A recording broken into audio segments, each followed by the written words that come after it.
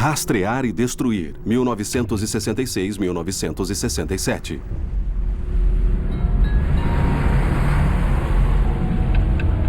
Há um 4BC atravessando o rio. Janeiro de 1966. A vitória americana sobre o Vietnã do Norte no Vale de Ia Drang, medida pela média de mortes de 12-1, convence os comandantes americanos a implementarem uma nova estratégia: rastrear e destruir.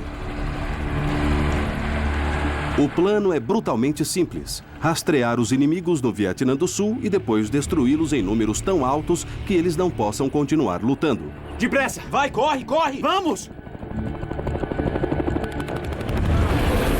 Pela primeira vez na história moderna militar americana, a vitória na guerra será medida não por território tomado, mas pela contagem de corpos.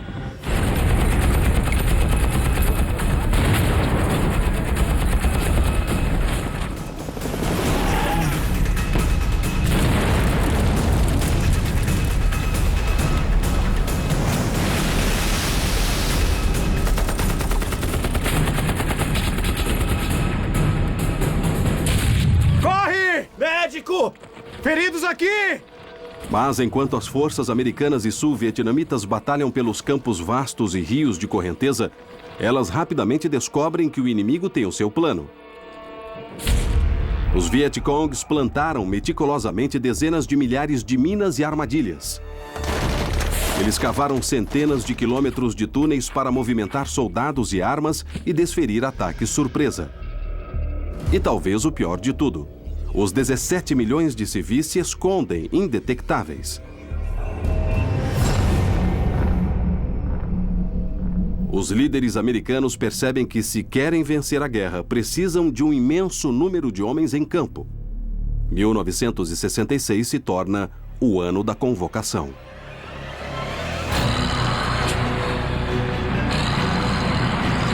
Janeiro de 1966, 180 mil soldados americanos estão no Vietnã. Vamos! Maio de 1966, 280 mil soldados. Mais rápido! Mais rápido! Julho de 1966, 300 mil soldados. Setembro de 1966, 325 mil soldados. Janeiro de 1967, 389 mil soldados americanos estão no Vietnã. 1/3 são voluntários.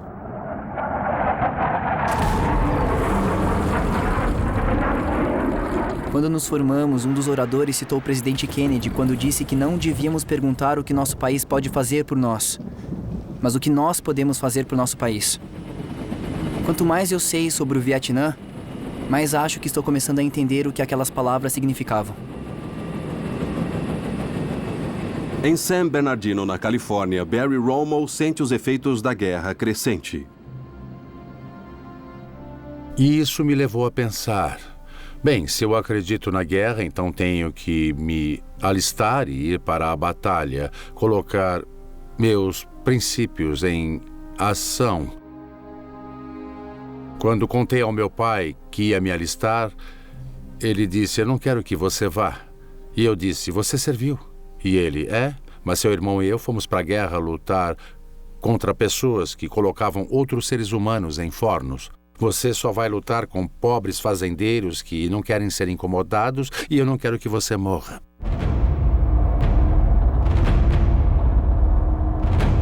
Mas ele não sabe do que está falando. Estamos no Vietnã para salvar aqueles fazendeiros dos comunistas. Essa guerra é por isso. Todo mundo sabe disso e todos estão querendo isso. Então disse a ele: lamento, pai. Independente do que pense, vou me alistar no exército. E vou me oferecer a ir para o Vietnã. Enquanto Rommel passa por seus 12 meses de treinamento, ele não faz ideia de como o Vietnã vai ser. Com apenas 28 anos, Charles Brown faz, depois de 8 anos, servindo no exército em tempos de paz.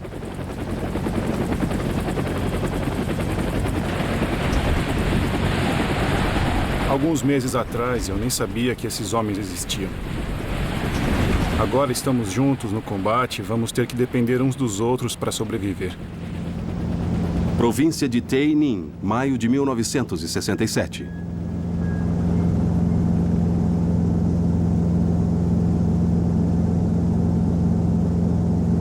Vai! Vai, vai, vai! Corre!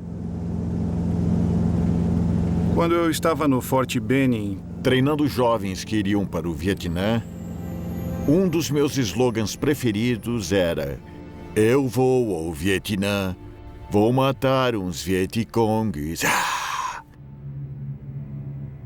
Bom, isso afeta você. Lembrem que eu fui treinado por uns 8 anos falando apenas em combate. Não que eu quisesse viver aquilo, mas aquilo virou um meio de vida. Muda as coisas que você faz e como faz, e o combate real é a única maneira de isso ser testado. Código 65. Brown agora é o segundo no comando de um pelotão de 30 homens da Brigada Aérea 173, passando pela província de Tay Ninh, um terreno Vietcong conhecido. muitos dos meus homens são de lugares como Nova York e Chicago. Garotos que mal saíram da cidade, quanto mais estar no meio de uma selva como essa. Não importa o quanto treinamento eles tenham, o Vietnã é um mundo totalmente diferente para eles.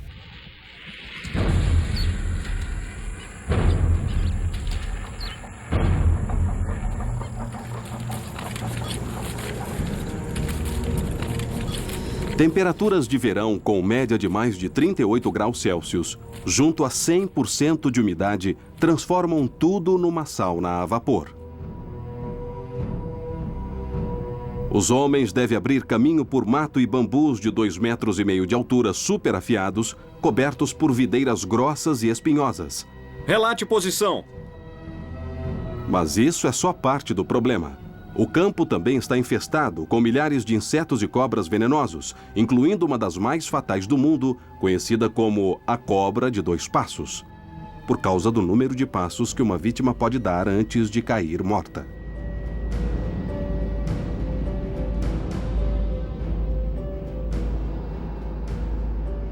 Brown e seus homens devem circular por esse terreno traiçoeiro sob a constante ameaça de armadilhas e minas, procurando qualquer sinal dos Vietcongs. Relate posição. Provavelmente 177. Tem algumas choupanas adiante. Digo ao homem do rádio para falar com o campo e dizer que vamos fazer uma busca rápida antes que caia a noite. Continue! Alguns dos meus homens começaram de brincadeira, perguntando por que não podíamos deixar aquilo para lá, mas eu disse que é um trabalho, então é melhor eles se arrumarem e seguirem. Quando Brown e seus homens entram na área, eles rapidamente percebem que é um acampamento Vietcong abandonado. Os Vietcongs têm uma rede sofisticada de recrutas e simpatizantes que os alertam da presença americana, permitindo que eles escolham quando e onde querem lutar. O melhor que os americanos podem fazer é destruir quaisquer armas inimigas ou suprimentos escondidos que possam encontrar. Eu sempre digo aos caras que você tem que ir devagar, tem que ir com calma nessas coisas. Mas eles não me ouvem. Eles só querem terminar e voltar pro acampamento. Vamos logo, vamos logo! Tem uns caras que acham que estão aqui há tanto tempo que sabem tudo o que há para saber. Então, o que eles fazem? Ao invés de irem devagar pelo arrozal para ver se tem alguma coisa, eles passam direto, disparando as malditas armadilhas vietnamitas. Vai, vamos lá! Rápido! Correndo! Vai! Vai! Isso! Ajuda aqui! A armadilha explode granadas em Brown e 2 de seus homens. Precisamos de unidades de emergência. Em minutos, um helicóptero Medevac está a caminho para levá-los a um dos 18 hospitais militares do Vietnã. Localizados abaixo de algumas árvores. A chamada de emergência indicava que havia 3 feridos. Soldados feridos.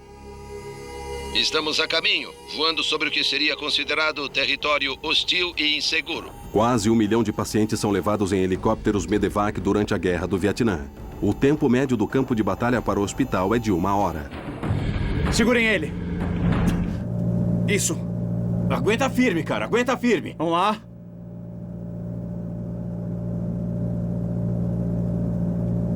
Estamos levando 3 soldados feridos a bordo e pelo menos um é bem grave. Estamos sendo atacados saindo da área de busca. Estamos sendo atingidos! Estamos sendo atingidos! Recebemos fogo! Recebemos fogo! Fogo! Recebemos fogo! Recebemos fogo!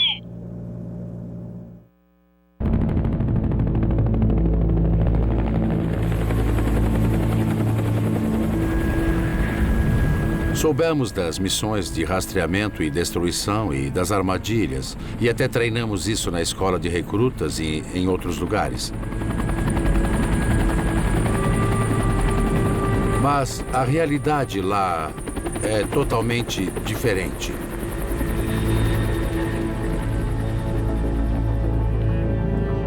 Não é como nos filmes, onde você vai a campo, depois passa a noite numa base tomando cerveja ou fumando maconha. Nós ficávamos 30, 35, 40 dias por vez. 24 horas.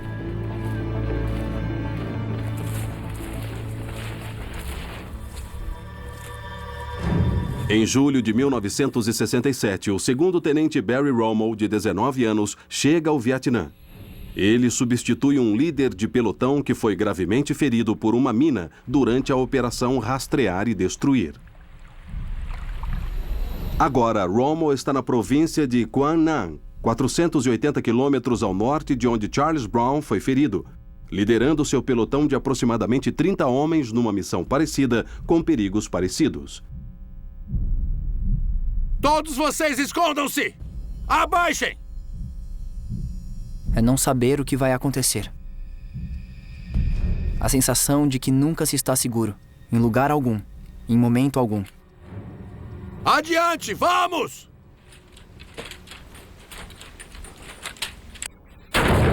Depressa, depressa! Vai! De repente, morteiros e balas voam de todo lado. Ninguém sabe o que está vendo ou onde o inimigo está. Eu começo a gritar para os meus homens se abaixarem e formarem um perímetro defensivo. Depressa, depressa! Vai! Mas todo mundo grita e atira. Fogo, fogo! Vai! Atira! Munição! Cuidado, cuidado! E aí eu percebo que um dos meus esquadrões está preso entre nós e o inimigo. Eles estão no fogo cruzado, levando bala de ambas as direções.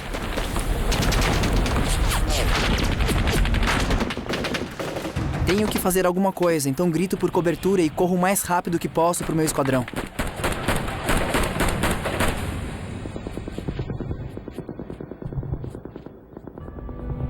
Eles estão feridos. E cada homem foi gravemente ferido.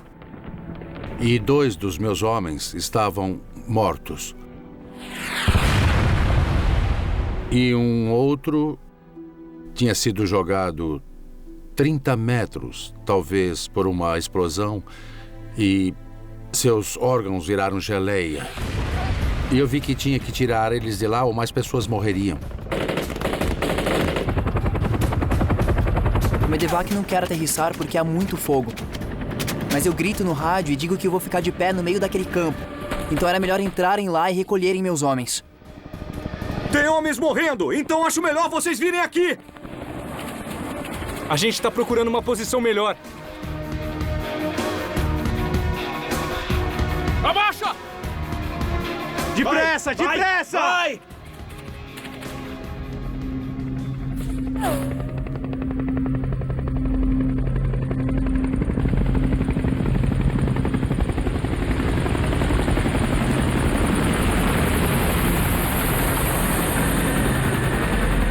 Vamos lá, depressa! Tá doendo! Cuidado, cuidado!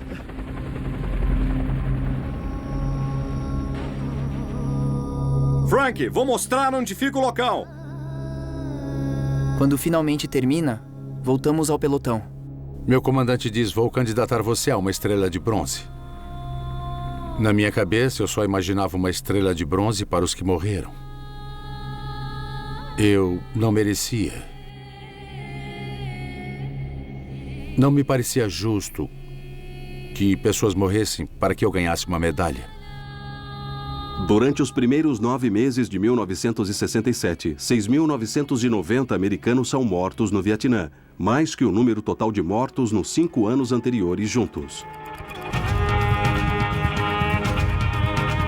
Com o aumento de perdas americanas, o presidente Johnson lembra ao povo americano que a guerra não é só para impedir o avanço do comunismo.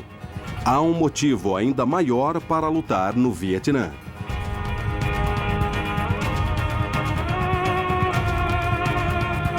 Todo americano deve saber exatamente o que é que estamos tentando fazer no Vietnã.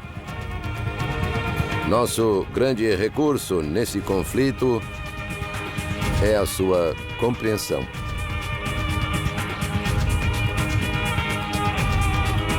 No verão de 1967, os Estados Unidos enviam mais de 500 milhões de dólares para ajudar o Vietnã do Sul.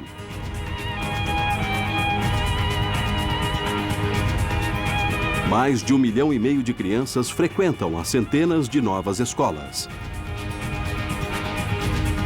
E pela primeira vez, centenas de milhares de civis pobres recebem tratamento médico moderno.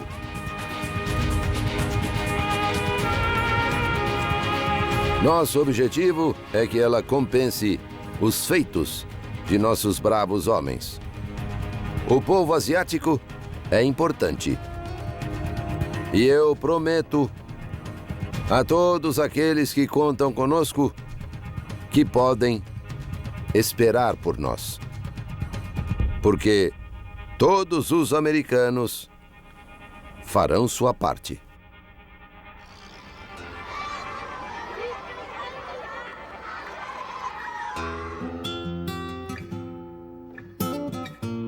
Bonneville, Missouri, verão de 1967.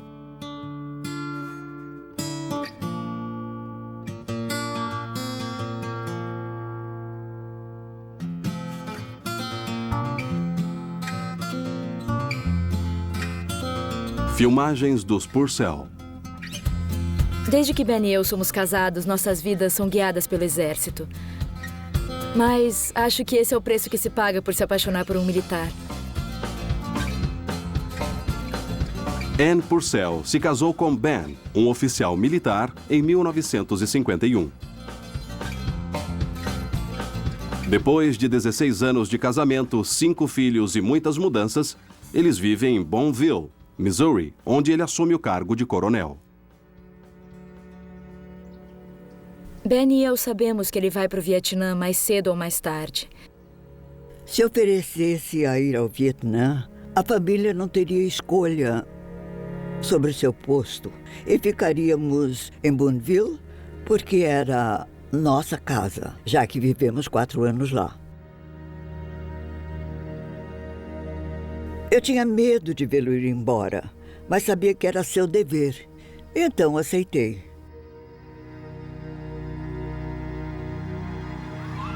Antes de sairmos para nos despedir do Ben, ele me surpreendeu com 2 gravadores. Ele vai levar um para o Vietnã e eu fico com o outro para que possamos gravar fitas e enviá-las de um lado para o outro.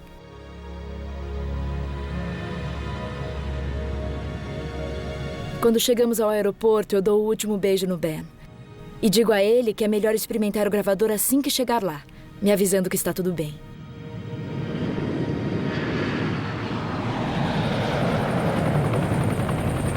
Mas a guerra que o coronel Purcell está prestes a encarar não corre como o planejado. Apesar das forças americanas conduzirem centenas de operações rastrear e destruir, incluindo varreduras imensas envolvendo até 30 mil soldados por vez, os norte-vietnamitas e vietcongs não se apresentam, não entram em um combate visível e aberto. Finalmente, perto do fim de outubro de 1967, as forças americanas localizam 6 mil norte-vietnamitas reunidos próximos à base americana em Dak To, na província de Con Tum. Mais de 6.500 soldados americanos e sul-vietnamitas, juntos com helicópteros de ataque, caça-bombardeiros e a aeronave mais poderosa do arsenal americano, o bombardeiro B-52, estão a postos na região.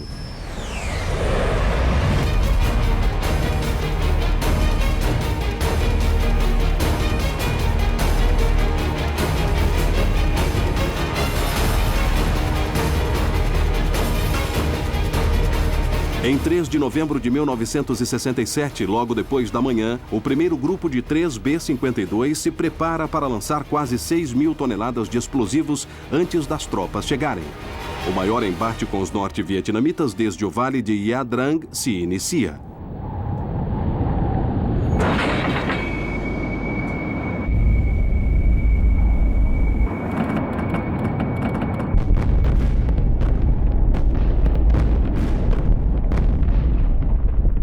Toda manhã, bombardeiros passam por cima das nossas cabeças. Você pode sentir o chão tremer feito gelatina.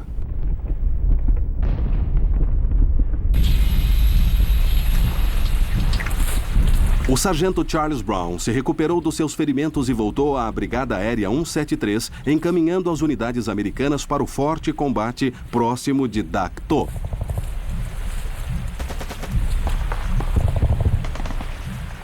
Podemos ouvir o fogo enquanto nos aproximamos. Os sons das M16 e das AK-47 pela selva. Os sons das árvores se partindo, homens gritando. Na escuta, pode falar. Alguns passos adiante, a equipe de reconhecimento se comunica. Eles caíram numa armadilha. Agora estão presos a apenas alguns metros à nossa frente, gritando por socorro. Tem homens morrendo, então acho melhor vocês virem aqui. Temos que fazer algo rápido antes que todos morram. O comandante pula no rádio e diz a eles para baixarem no chão e ficarem lá. Depois ele vira para mim e me instrui a liderar o resto do pelotão para ver o que estava havendo. Sabendo que meus homens estavam abaixados, chegamos disparando da cintura para cima, atirando por toda a área. Fogo, fogo! Podem abrir fogo! Mais munição! Atirem! Cuidado! Abaixo! Cuidado, homens!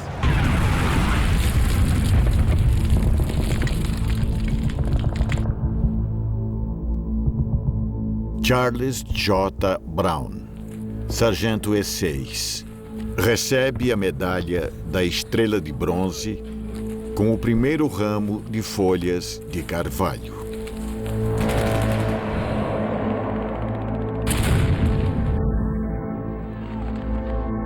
Motivo: heroísmo em relação à operação militar contra as forças hostis. Próximo a Dak To, República do Vietnã.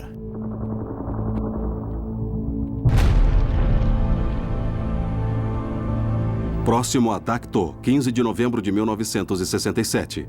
Depois de 3 semanas de combates, forças americanas e sul-vietnamitas impediram os norte-vietnamitas de destruírem a base americana de Dak To. Mas dos 6.000 soldados inimigos localizados na área, apenas estimados 600 foram mortos.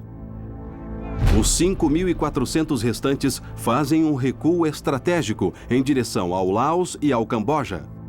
A política diplomática proíbe tropas americanas de cruzarem a fronteira.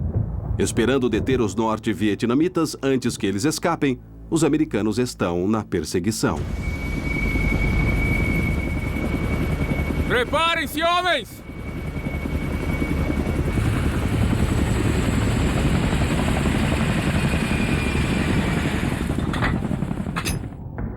Fogo!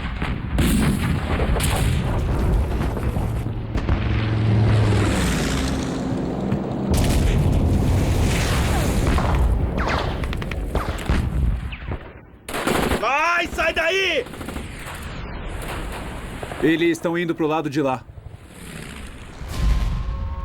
Em 19 de novembro de 1967, soldados americanos localizam 2.000 norte-vietnamitas em uma colina de 875 metros, conhecida como Colina 875, a apenas 6 quilômetros do Camboja. Fiquem atentos, porque talvez tenham que disparar a qualquer momento. Eles imediatamente ordenaram a tomada da colina.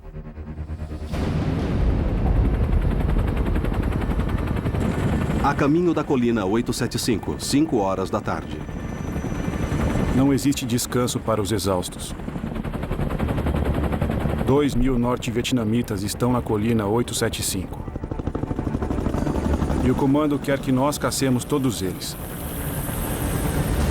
Durante a Segunda Guerra Mundial, um soldado da infantaria teve em média 10 dias de combate em um ano.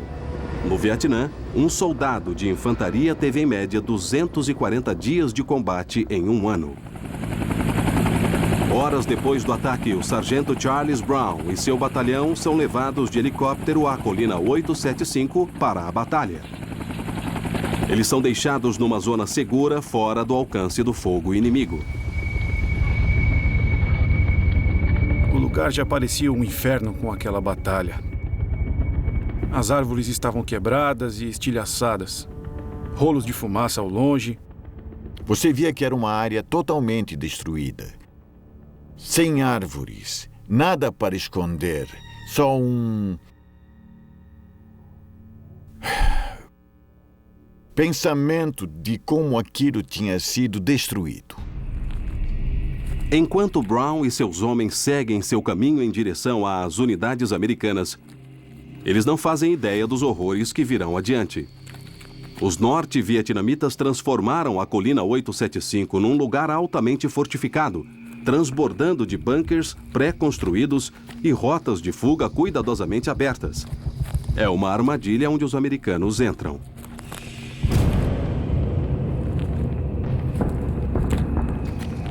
Enquanto saímos da penumbra, ouvimos morteiros e artilharia explodindo aos poucos quilômetros à nossa frente. Acima, homens começam a sussurrar quando passam por um corpo. De repente, você só ouve corpo. Corpo.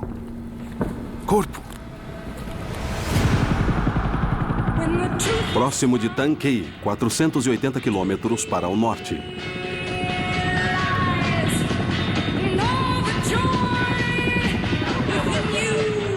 Cinco horas atrás, estávamos em meio aos arbustos.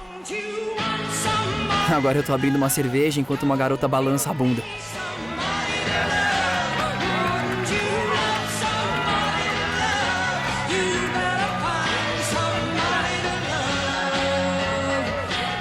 A 480 quilômetros ao norte, o segundo tenente Barry Rommel e seu pelotão estão numa pausa de 2 dias depois de estarem em campo por 30 dias seguidos, rastreando e destruindo. Acho que essa é das coisas mais loucas no Vietnã. No minuto você está lá, enlouquecendo com armadilhas de todos os tipos.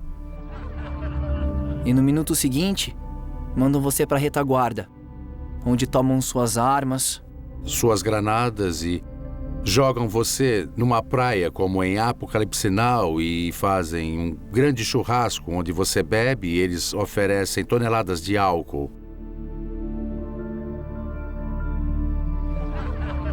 Depois de 2 dias, jogam você num helicóptero de novo, devolvem suas armas e levam você para mais uma operação por mais 30 dias.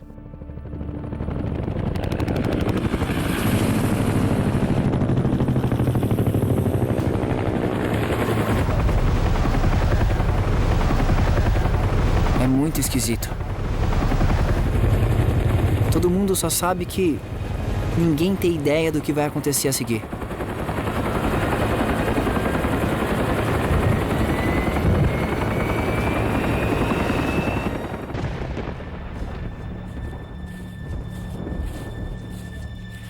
Um soldado em treinamento uma vez disse: as guerrilhas Vietcongues são o peixe no mar da gente.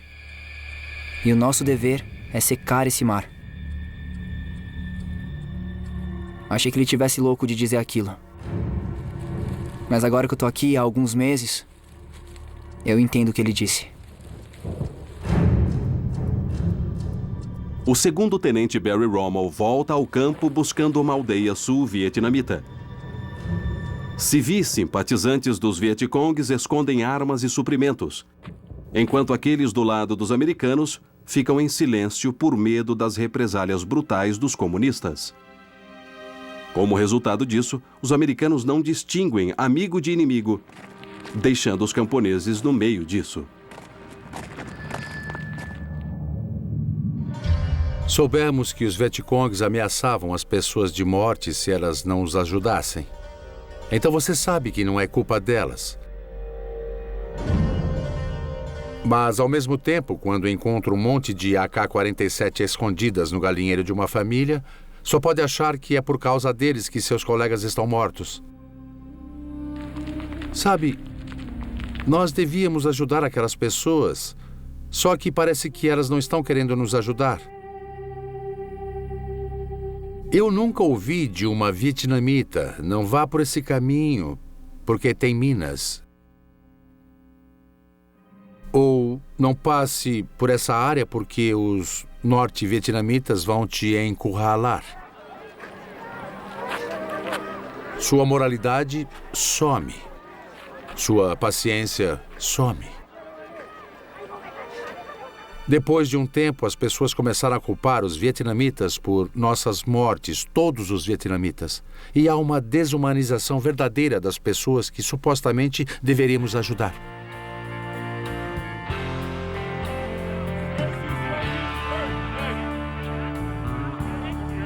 Essa não é como a guerra do meu pai. Não estamos lutando contra nazistas uniformizados a caminho de Berlim. Aqui, temos que descobrir as coisas a cada dia enquanto elas acontecem. E para escolher entre seu amigo viver ou um dos camponeses viver, você sabe quem vai escolher. Porque é assim que é. E tudo o que queremos é sair daqui e voltar vivos para casa.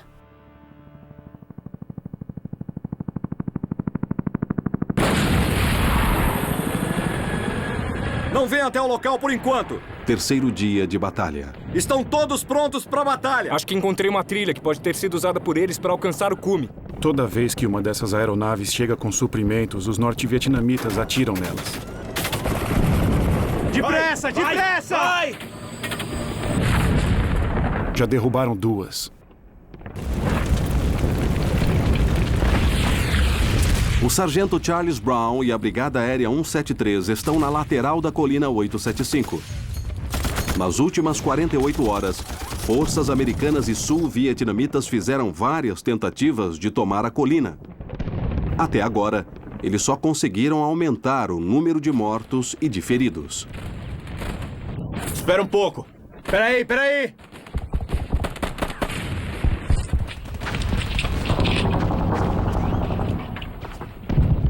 Os norte-vietnamitas vão cada vez mais se infiltrando.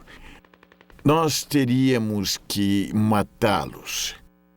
Cada pelotão recebeu ordens de mandar um homem para o nosso campo de retaguarda para aprender ou se familiarizar com o lança-chamas. Eu ordenei que um dos meus substitutos, Billy Cupid, um garoto negro, atarragado de Chicago, fosse se familiarizar com o lança-chamas.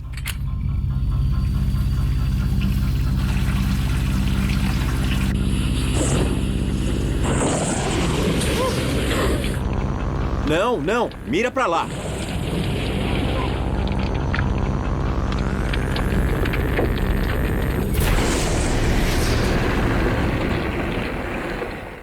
Adiante, vamos! Você tem que esperar meu aviso de fogo. Com os lança-chamas em mãos, as forças americanas se preparam para seu ataque final na colina 875. Eu ordeno aos meus homens que fiquem nas posições. De repente, morteiros e lança-foguetes começam a vir para nós. Balas de 105 passam por cima e homens gritam e disparam. A fumaça começa a encher meus pulmões e o som de armas pequenas e metralhadoras correm pelo ar. Enquanto subíamos a colina com o lança-chamas, aquele tanque foi atingido por estilhaços e matou Billy. Por um instante, eu congelei com a incrível imagem de um homem morrendo. Na minha frente. Fiquem abaixados! Mas as balas que vinham me acordaram. Vai, fogo! Elas são constantes e vêm de todo lado. O que tá fazendo aí? Parece haver pouca estratégia além de seguir adiante e matar todo mundo pela frente. Vai, fogo! Colina 875, 5º dia de batalha.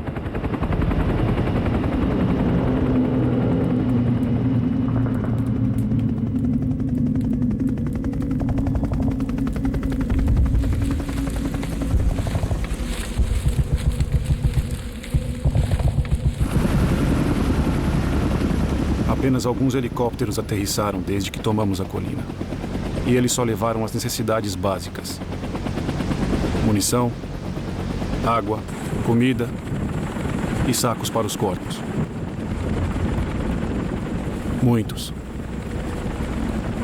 Em 23 de novembro de 1967, depois de 5 dias de combate angustiante e próximo, as forças americanas, incluindo o sargento Charles Brown e sua companhia, finalmente tomam a colina 875. 115 americanos foram mortos. Venham aqui, preciso de vocês! E outros 253 foram feridos. Junto às fatalidades das 3 semanas anteriores, a Brigada 173 de Brown perdeu quase 1/5 do total de sua força de batalha.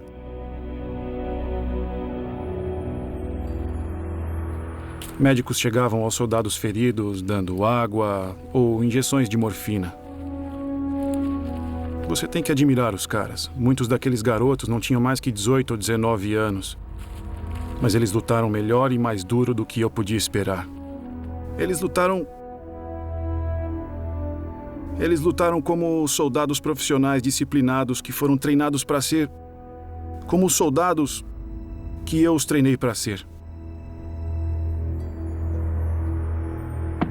Apesar do sucesso na tomada corajosa da colina, os soldados americanos não conseguem o objetivo principal: matar todos os soldados inimigos na província de Kon Tum.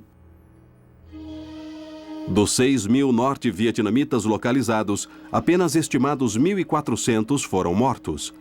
O resto escapou para o Laos e o Camboja na noite anterior ao ataque final. Espera um pouco. Peraí! 6 dias depois de cuspir muito sangue, as forças americanas deixam a colina 875. Na estratégia de rastrear e destruir, a vitória é medida por corpos inimigos, não por território. A colina 875 é agora considerada inútil.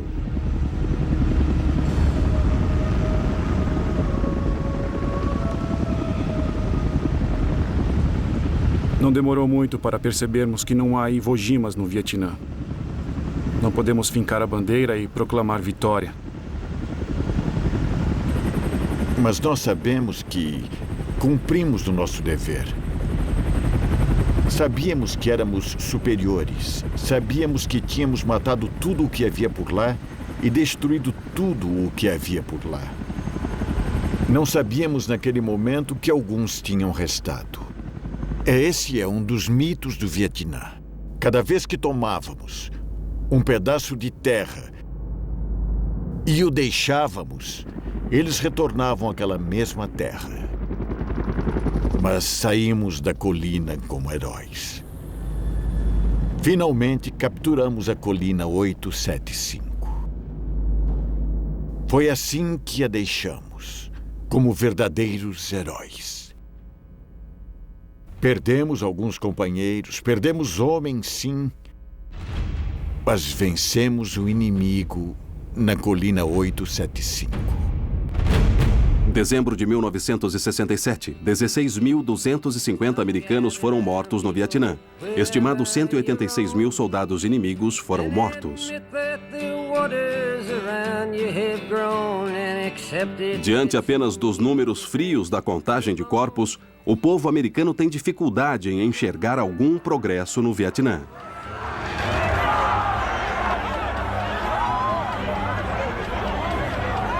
Em 2 anos, o apoio popular à guerra caiu de 80% em 1965 para apenas 46%.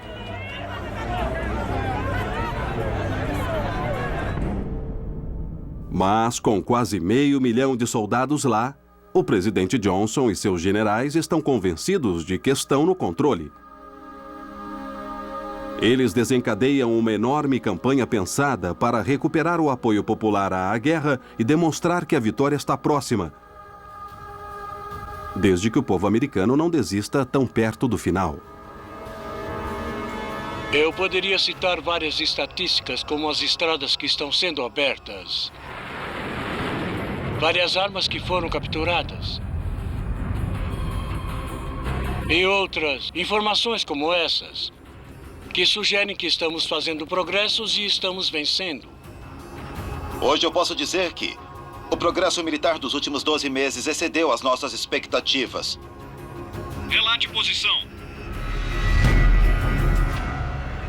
E eu digo a vocês, Presidente Lyndon Johnson, que continuaremos a pressionar. Vamos fornecer tudo o que os nossos bravos homens precisam para fazerem o trabalho que deve ser feito.